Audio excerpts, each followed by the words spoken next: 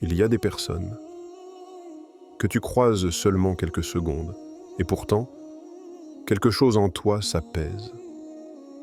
Comme si une tempête intérieure venait soudain de trouver son rivage. Tu ne sais pas expliquer ce qui s'est passé, tu ne sais pas mettre des mots sur ce que tu as ressenti, mais tu sais que leur présence a touché un endroit que même toi, tu oublies souvent d'écouter. Il existe des êtres qui n'ont pas besoin de hausser le ton pour être entendus. Ils n'ont pas besoin de convaincre pour être crus, ni de se justifier pour être compris.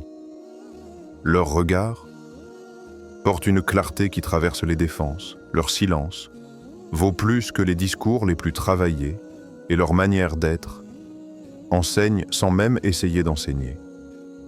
Tu en as sûrement rencontré un dans ta vie, peut-être un vieillard dont les yeux racontaient plus d'histoires que ses mots, ou une femme discrète dont la simple présence faisait taire la colère dans une pièce, ou même un enfant dont l'innocence révélait quelque chose de profondément oublié en toi. À ce moment-là, sans le savoir, tu as rencontré la trace d'une lumière qui ne vient pas du monde. Et s'il existait réellement des êtres qu'Allah a façonnés autrement, non pas dans la forme du corps, ni dans la force physique, mais dans un endroit invisible au regard, l'intérieur du cœur. Le Coran dit « Allah accorde la sagesse à qui il veut, et celui qui a reçu la sagesse a reçu un immense bien. » Et cette sagesse n'est pas qu'une connaissance, c'est une lumière, une perception, un sens intuitif qui rend capable de voir ce que les autres ne remarquent pas. C'est une façon d'écouter qui fait tomber les masques, et une manière de ressentir qui révèle ce que les mots ne savent pas dire. Il y a des gens, tu les entends seulement respirer, et ton âme comprend soudain quelque chose qu'elle cherchait depuis des années. Il y a des gens, tu te tiens à côté d'eux, et tu sens que ton cœur revient à un endroit qu'il croyait perdu. Il y a des gens qu'Allah a rendus différents parce qu'il a mis en eux une lumière que rien, ni personne, ne peut imiter. Et si, au moment même où tu écoutes ces mots, tu étais déjà en train de reconnaître ces êtres-là, quand on parle d'intelligence, on pense tout de suite aux chiffres, au raisonnement rapide, aux réponses bien construites. On pense aux gens qui savent parler avec assurance, qui calculent vite, qui impressionnent par la mémoire. Mais l'intelligence véritable, celle qui transforme une vie, celle qui ouvre les portes invisibles, celle qui attire la lumière d'Allah, ne se mesure pas dans la tête. Elle se mesure dans un endroit plus profond, plus silencieux, plus fragile. Le cœur. Il y a des personnes capables de résoudre des équations compliquées et pourtant incapables de comprendre une tristesse dans le regard de leur propre enfant. Il y a des individus qui peuvent débattre pendant des heures, et pourtant incapables d'écouter la douleur d'une âme qui se tient juste devant eux. Il y a des gens qui connaissent énormément, mais qui ne comprennent rien. Cette différence n'est pas subtile. Elle trace une frontière entre deux mondes. Le premier est bruyant, rempli de connaissances accumulées comme des objets dans une pièce. Le second est silencieux, mais traversé par une clarté intérieure que même les mots n'arrivent pas à décrire. Un sage, un jour, a dit à un jeune homme plein d'orgueil « Tu sais calculer, mais sais-tu comprendre ? Tu sais répondre, mais sais-tu écouter ?» Le jeune ne répondit pas, parce que pour la première fois, il réalisa qu'il n'avait jamais appris à faire cela. Il avait appris à lire les livres, mais jamais à lire les cœurs. Il avait appris à donner des arguments, mais jamais à donner de l'attention. Il avait appris à répondre, mais jamais à ressentir. Allah dit dans le Coran, « Ce ne sont pas les yeux qui s'aveuglent, mais les cœurs qui sont dans les poitrines. » C'est une phrase qui ne demande pas à être expliquée. Elle demande à être ressentie. Parce que parfois, ton cœur voit très clairement ce que ton esprit refuse d'admettre. Parfois, il te montre un danger, un mensonge, une vérité. Et pourtant, tu continues à regarder ailleurs. Et toi, ton cœur, comment va-t-il vraiment? Est-il présent ou seulement occupé? Est-il encore sensible? Ou juste saturé? Est-il vivant? Ou seulement en train de battre? Dans un petit village oublié par le bruit du monde, il y avait un homme que tout le monde connaissait, mais que personne ne regardait vraiment. Il n'avait ni richesse, ni réputation, ni influence. Il marchait lentement, avec des pas qui semblaient écouter le sol avant de s'y poser. Son vêtement était simple, presque trop large, et son visage portait les marques d'une vie faite d'épreuves silencieuses. Pourtant, quelque chose en lui forçait la paix. À chaque fois qu'il entrait dans une assemblée, c'était comme si une brise légère traversait les cœurs. Les voix se faisaient plus douces. Les esprits se posaient. Les regards se détournaient du chaos pour revenir à l'essentiel. Le plus étrange, c'est qu'il ne parlait jamais. Il était là, seulement là, présent d'une manière que peu comprenaient.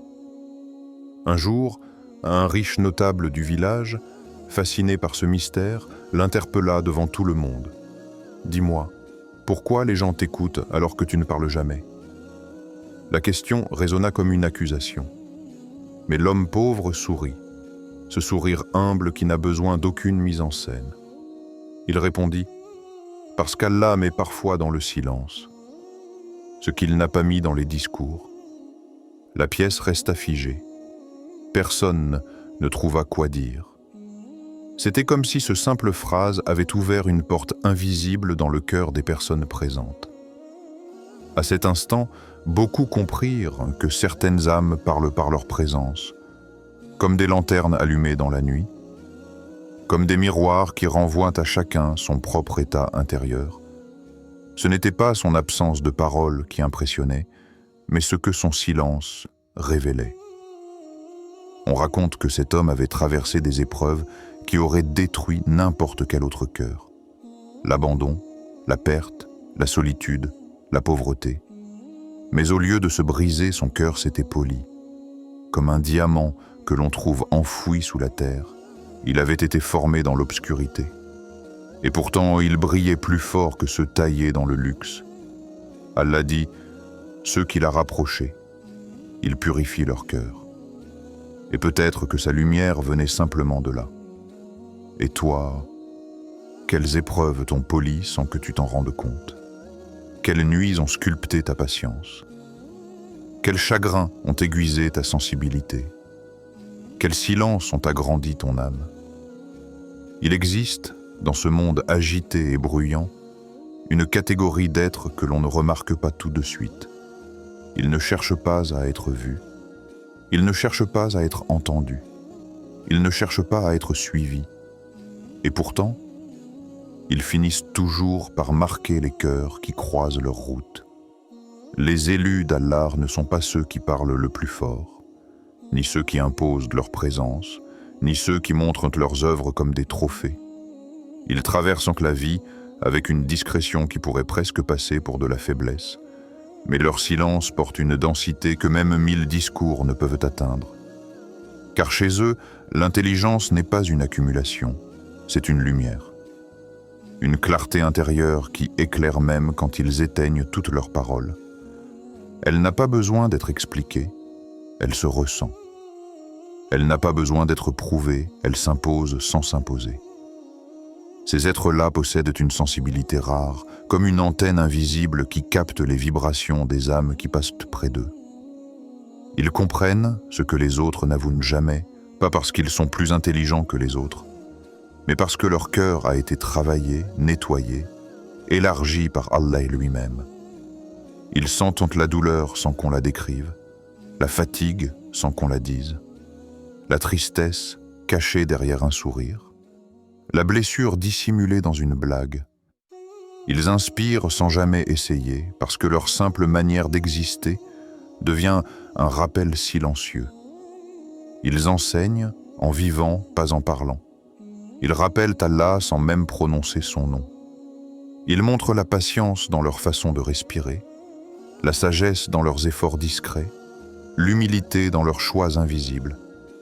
Allah dit, à ceux qui croient et font le bien, le tout miséricordieux accordera un amour. Et cet amour ne se limite pas à l'amour des gens. Il se manifeste dans quelque chose de plus profond, une facilité, une sérénité, une douceur que les autres ressentent sans comprendre pourquoi. Quand Allah aime quelqu'un, les cœurs se tournent vers lui naturellement, comme des fleurs qui se tournent vers la lumière sans réfléchir. Et toi, as-tu déjà remarqué que certaines personnes t'écoutent, même lorsque tu ne parles pas? Dans un village baigné de lumière dorée, il y avait un vieillard dont les pas semblaient si légers qu'on aurait dit qu'il marchait entre ce monde et un autre. On disait que son cœur avait vu plus de choses que ses yeux. On disait aussi que ceux qui marchaient près de lui découvraient soudain quelque chose d'eux-mêmes. Un jour, un enfant curieux l'approcha avec cette question simple mais immense. Comment savoir si Allah t'a choisi pour influencer le cœur des autres? Le vieillard sourit, comme quelqu'un qui entend une question déjà 1000 fois posée mais toujours mystérieuse. Quand ton cœur devient un miroir, chacun se voit à travers toi. L'enfant fronça les sourcils. Pour lui, un cœur n'était qu'une forme rouge qui battait dans la poitrine. Comment pouvait-il devenir un miroir? Il ne voulait pas faire semblant de comprendre, alors il ne répondit rien. Le vieillard décida alors de lui apprendre 100 mots. Ils se rendirent au marché, un lieu bruyant, animé, rempli de marchands qui parlaient trop fort, de clients impatients, de disputes rapides et de rires soudains. Mais à mesure qu'ils avançaient, quelque chose changeait. Les voix devenaient plus douces, les désaccords se dissipaient, les visages crispés retrouvaient un calme inattendu, ce n'était pas magique. C'était autre chose, quelque chose d'indéfinissable. L'enfant observait tout avec de grands yeux. Chaque personne qui croisait le vieillard semblait se reconnaître soudain, comme si sa présence leur rappelait quelque chose de profond. Un oubli, une vérité, une blessure, une intention oubliée. Finalement, l'enfant n'y tint plus. C'est toi qui fais ça? Tu as une sorte de pouvoir? Le vieillard posa sa main sur sa tête avec douceur. Non, ce n'est pas moi, c'est Allah. Je suis juste un miroir, et chacun voit ce qu'Allah a laissé dans son propre cœur. Il ajouta, en marchant, quand ton cœur est purifié, il ne projette pas son ombre sur les autres. Il reflète simplement leur vérité, et cela change tout. Le Coran dit, Allah élève en degrés ceux qui ont cru et ceux qui ont reçu la science. Et l'enfant comprit que ce savoir n'était pas fait d'informations, mais de lumière. Alors dis-moi, es-tu prêt à devenir ce miroir, même si personne ne saura jamais ce que tu leur as apporté? Il y a des vérités que peu de gens veulent porter, et pourtant elles existent silencieuses, cachées dans les plis du destin. Les élus d'Allah ne sont pas seulement touchés par une lumière intérieure, ils sont touchés par un poids que personne ne remarque, que personne ne comprend, que personne ne devine, mais que eux ressentent dans chacun de leurs pas. C'est le poids de voir ce que les autres ne voient pas. Là où d'autres ne voient qu'un simple événement, eux perçoivent une direction, un rappel, une intention divine subtilement déposée dans la réalité. Un regard devient un signe. Un silence devient une alerte. Une rencontre imprévue devient un message enveloppé dans le hasard apparent. C'est le poids de ressentir ce que les autres ignorent.